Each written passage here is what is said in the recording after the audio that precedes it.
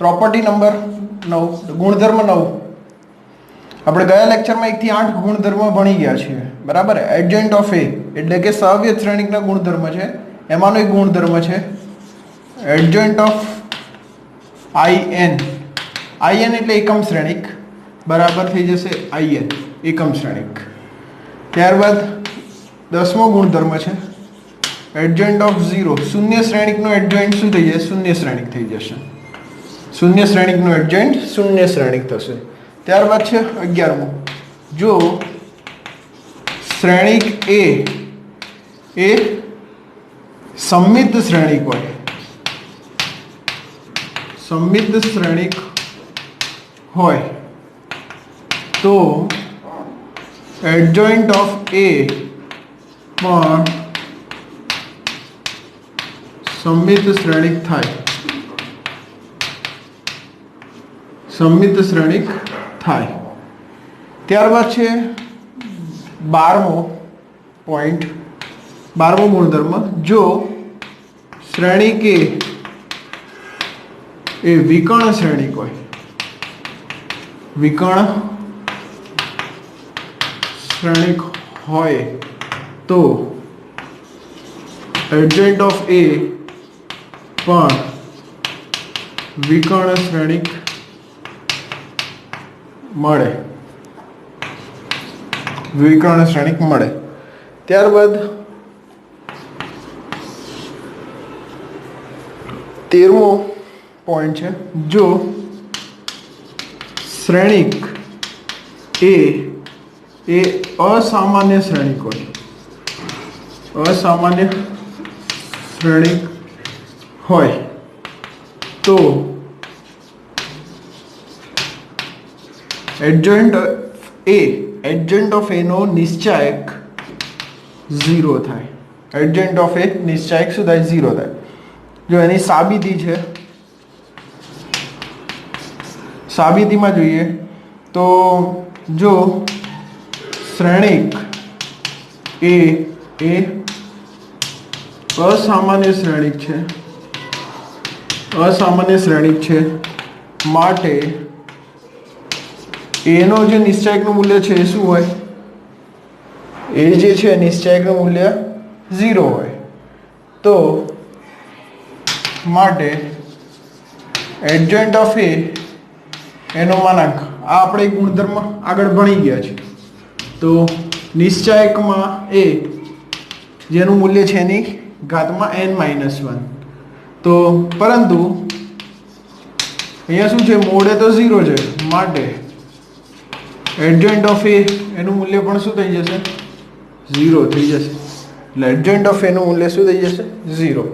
આ એનો આન્સર થઈ જશે. વ્યસ્ત શ્રેણિક, વ્યસ્ત શ્રેણિક, જો કોઈ બે શ્રેણિક એ અને બી માટે, જો કોઈ બે શ્રેણિક એ અને બી માટે AB બરાબર BI સોરી BA બરાબર I થાય તો શ્રેણિક A અને B એ એકબીજાના વ્યસ્ત શ્રેણિકો છે.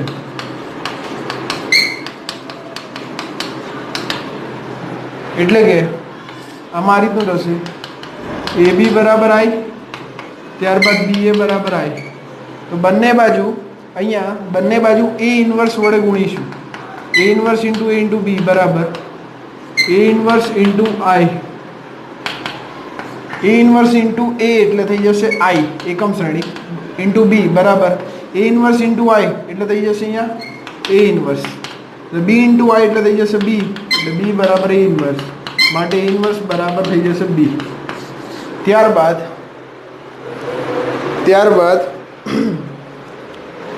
બીજો પોઈન્ટ છે B ઇન્ટુ A બરાબર I. તો બંને બાજુ B ઇન્વર્સ વડે ગુણીશું.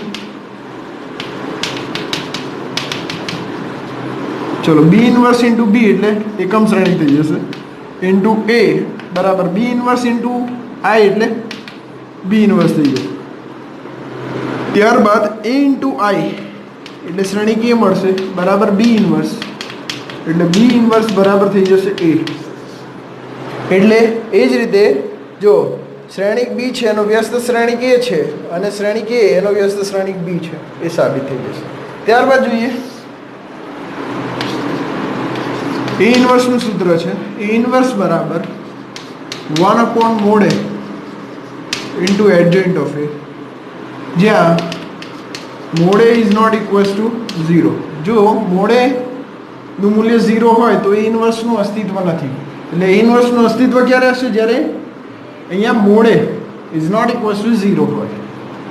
ત્યારબાદ આપણે વ્યસ્ત શ્રેણિક જે છે એના ગુણધર્મ જોઈએ.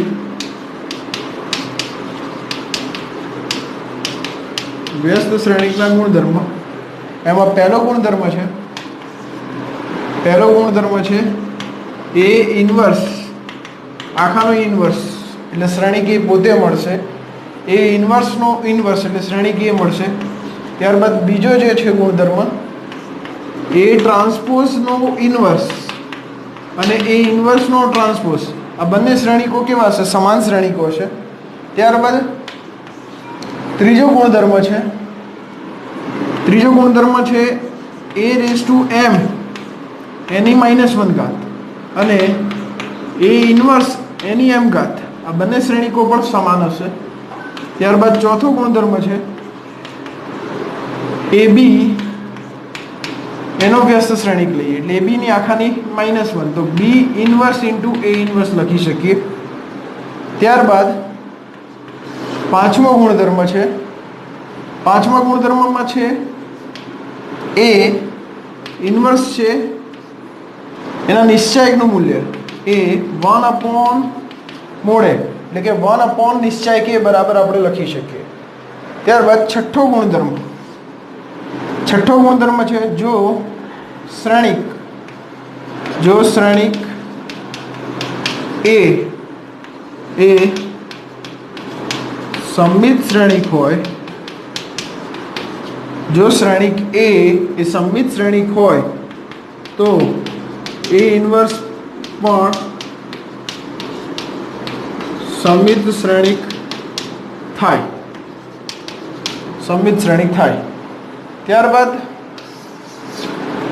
ત્યારબાદ સાતમો છે ગુણધર્મ 7, જો શ્રેણિક એ વિકર્ણ શ્રેણિક હોય તો એ ઇન્વર્સ પણ વિકર્ણ શ્રેણિક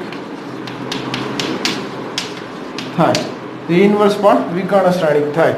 ઓકે.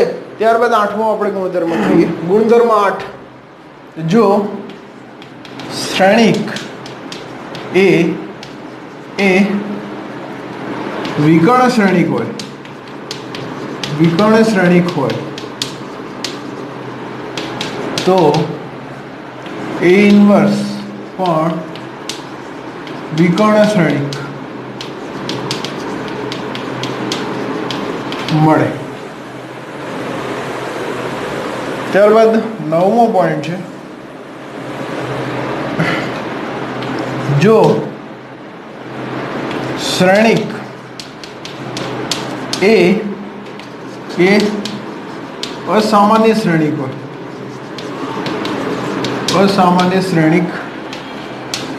હોય તો એ ઇન્વર્સનું અસ્તિત્વ નથી. આ વસ્તુ ખાસ ધ્યાન રાખજો, એ ઇન્વર્સનું અસ્તિત્વ નથી. ત્યારબાદ સુરેખ સમીકરણ સંહતિ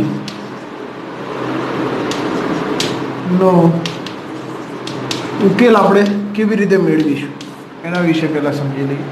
તો તમને સૌપ્રથમ સમીકરણ આપેલા છે, 3 સમીકરણો છે, a1x + a2y + plus a3z is equals two capital P, પછી b1x plus b2y plus b3z બરાબર q, અને c1x plus c2y plus c3z બરાબર r. તો સૌ પ્રથમ આપેલ સમીકરણને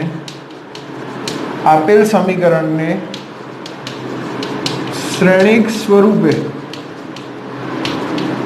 દર્શાવતા તો અહીંયા આ જે સમીકરણ છે આપણે એને શ્રેણિક સ્વરૂપે દર્શાવીશું. તો શ્રેણિકમાં રહેશે a1 a2 a3, ત્યારબાદ b1 b2 b3, ત્યારબાદ c1 c2 c3, અને ઇન્ટુ બીજા શ્રેણિકની અંદર આવશે x y z. જો એ બે શ્રેણિકનો આપણે ગુણાકાર કરીએ તો a1x plus a2y plus a3z એટલે આપણને ડાબી બાજુ મળી જશે પહેલા સમીકરણની, બરાબર pqr. ઓકે, તો આ જે શ્રેણિક સ્વરૂપે આપણે સમીકરણ દર્શાવ્યા એમાં પ્રથમ જે શ્રેણિક છે એને આપણે કહી દઈશું શ્રેણિક A, ત્યારબાદ બીજો જે શ્રેણિક છે એ કેપિટલ X, અને આ જે ત્રીજો જે શ્રેણિક છે એ થઈ જશે B. માટે આપણે લખી શકીએ ax બરાબર b. ચલો, તો અહીંયા બંને બાજુ a ઇન્વર્સ વડે ગુણી દો. a inverse into a into x બરાબર a ઇન્વર્સ ઇન્ટુ b. ત્યારબાદ a ઇન્વર્સ ઇન્ટુ a એટલે એકમ શ્રેણિક થઈ જશે, ઇન્ટુ x બરાબર a ઇન્વર્સ ઇન્ટુ b એટલે x ઇન્ટુ એકમ શ્રેણિક એટલે આપણને શ્રેણિક x મળશે બરાબર a ઇન્વર્સ ઇન્ટુ b. ત્યારબાદ a ઇન્વર્સનું આપણે સૂત્ર જાણીએ છીએ 1/mod a into adjoint of a into b. એટલે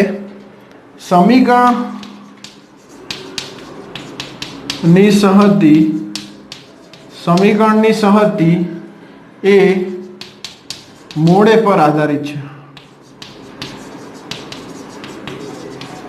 એટલે કે ઉકેલ જે છે, સમીકરણ જે છે સંહતિ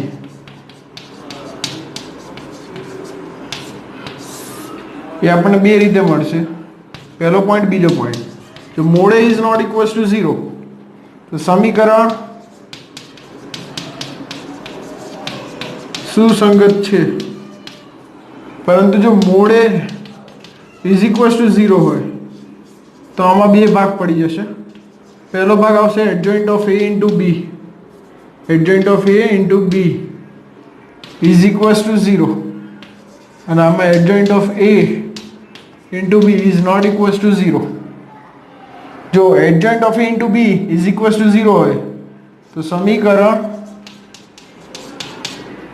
સુસંગત છે. ત્યારબાદ અહીંયા સમીકરણ સુસંગત નથી, એટલે એક આના ઉપર આધાર રાખશે, આ ટેબલ ઉપર સમીકરણ સંહતિ સુસંગત છે કે નહીં તે આના ઉપરથી આપણે નક્કી કરી શકીશું. સમીકરણ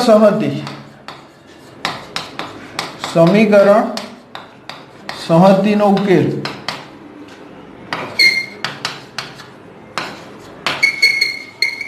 ગાઉસ એલિમિનેશન મેથડનો આપણે ઉપયોગ કરીએ. ગાઉસ એલિમિનેશનનો મેથડનો ઉપયોગ કરીએ, અને આ જે રીત છે એ સેમેસ્ટર 2 બરાબર વેક્ટર એલ્જેબ્રા અને કેલ્ક્યુલસ એલ્જેબ્રા જે છે એમાં આવશે. ઓકે, એલ્જેબ્રાની અંદર આવશે ગાઉસ એલિમિનેશન મેથડ સેમેસ્ટર 2માં એન્જિનિયરિંગમાં, એટલે ખાસ કરીને ધ્યાન આપજો. જો આપણને સમીકરણ આપેલા છે a1x plus a2y plus a3z is equals two p, b1x plus b2y plus b3z is equals two q, પછી c1x plus c2y plus c3z is equals two r. તો આપેલ સમીકરણને શ્રેણિક સ્વરૂપે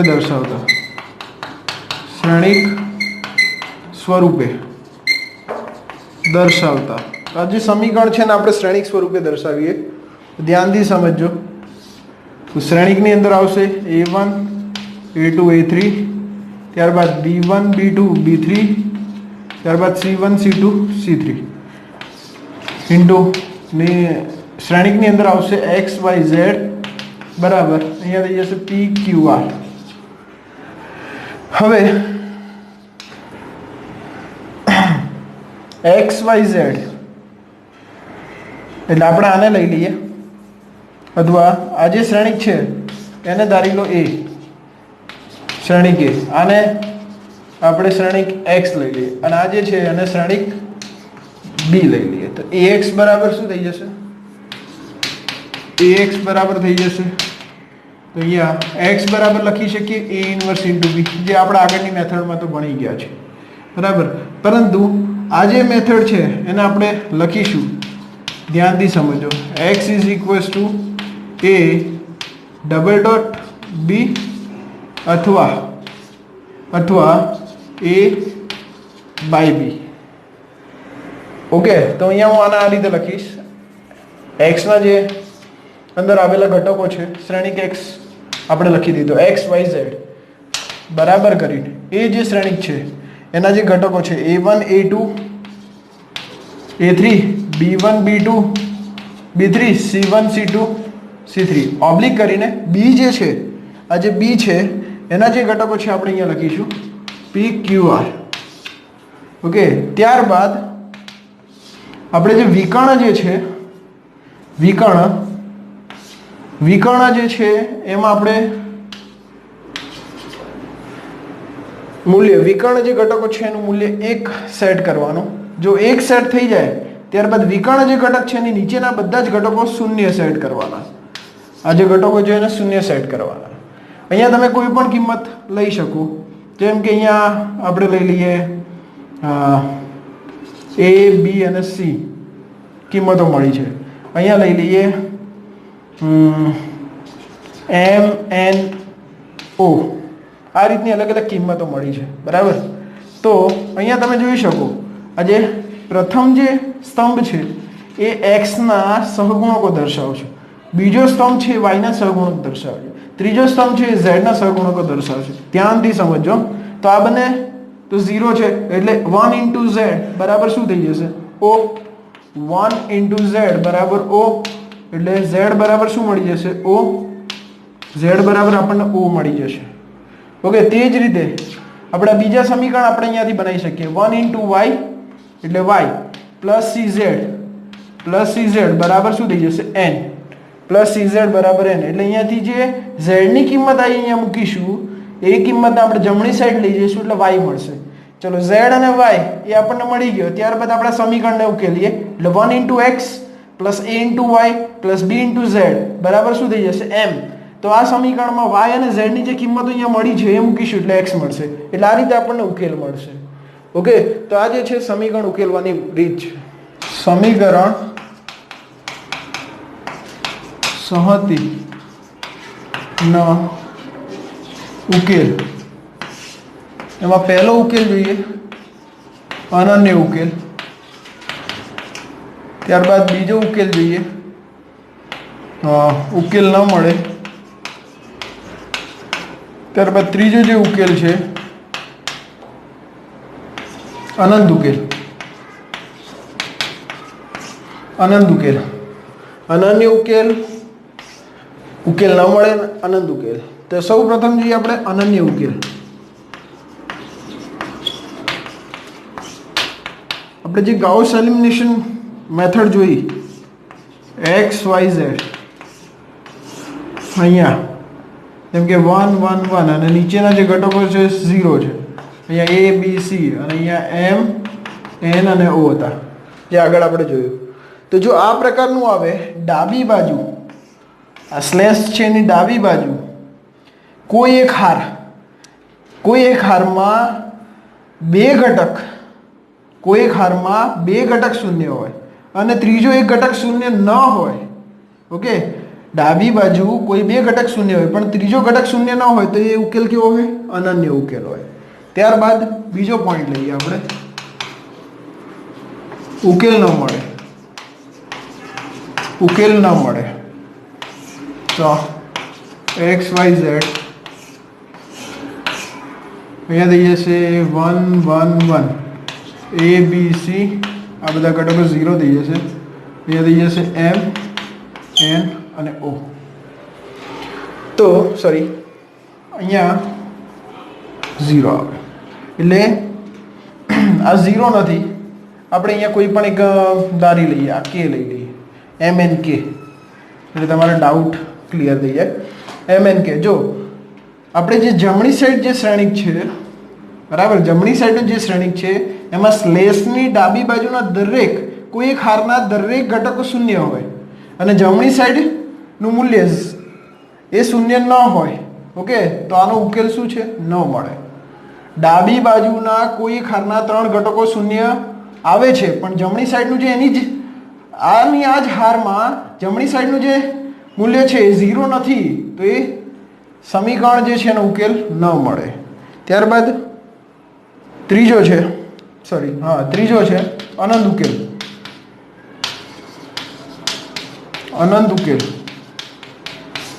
તો અનંત ઉકેલ માટે આપણે જોઈએ, આપણને આ રીતનું સમીકરણ આપેલું છે એક્સ વાય ઝેડ.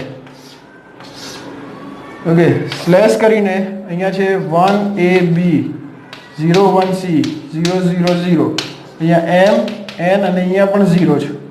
એટલે જો કોઈ એક હારમાં બધા જ મૂલ્ય 0 હોય તો જે છે ઉકેલ કેવો થાય? અનંત ઉકેલ થાય. ઓકે.